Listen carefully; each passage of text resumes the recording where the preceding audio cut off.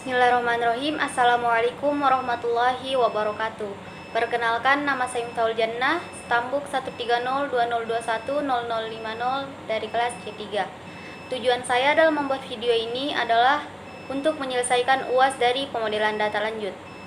Adapun bentuk soalnya yaitu dengan mempresentasikan hasil dari PPT Big Data. Adapun materi yang pertama yaitu apa itu Big Data? Big Data adalah istilah yang digunakan untuk menggambarkan kumpulan data yang sangat besar dan kompleks yang terlalu banyak dan dianalisis dan diproses menggunakan teknik dan metode tradisional. Istilah ini mencakup berbagai jenis data, termasuk data terstruktur dan tidak terstruktur, serta data yang dihasilkan dari berbagai sumber seperti media sosial, sensor, perangkat seluler, file log, dan server web. Selanjutnya, karakteristik Big Data. Yang pertama, volume. Menggambarkan bahwa Big Data memiliki volume yang sangat besar, seringkali melebihi kapasitas penyimpanan yang dapat diatasi oleh sistem konvensional. Yang kedua, variety, yang berarti Big Data mencakup berbagai jenis data, termasuk teks, gambar, audio, dan data lainnya, menunjukkan bahwa Big Data mencakup berbagai jenis data, termasuk teks dari media sosial, gambar dari kamera pengawas, data sensor dari perangkat IoT, dan banyak lagi.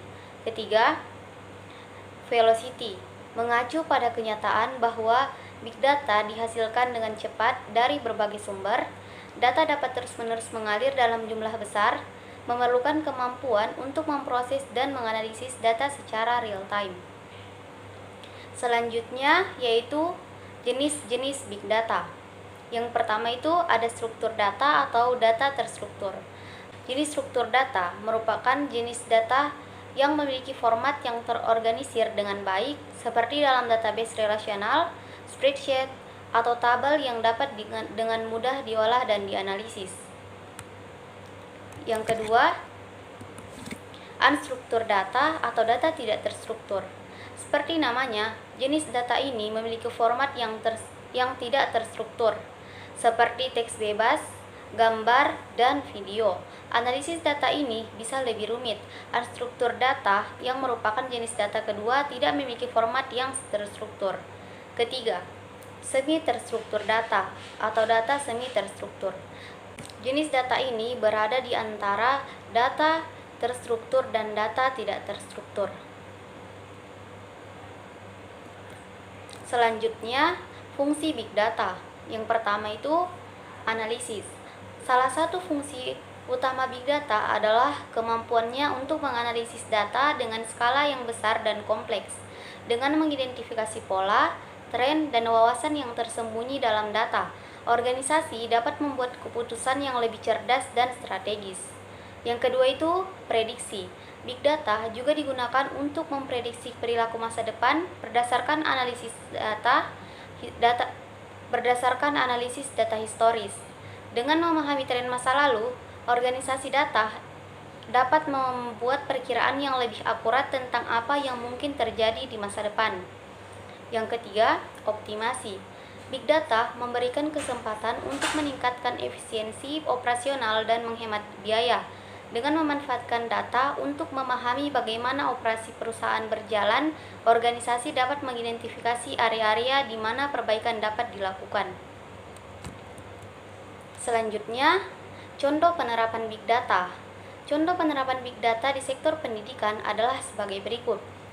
Mengutip Forbes, Big Data memberikan kesempatan kepada institusi akademik untuk mengintegrasikan platform dan aplikasi penting yang sering digunakan untuk mengelola berbagai aspek pekerjaan mereka.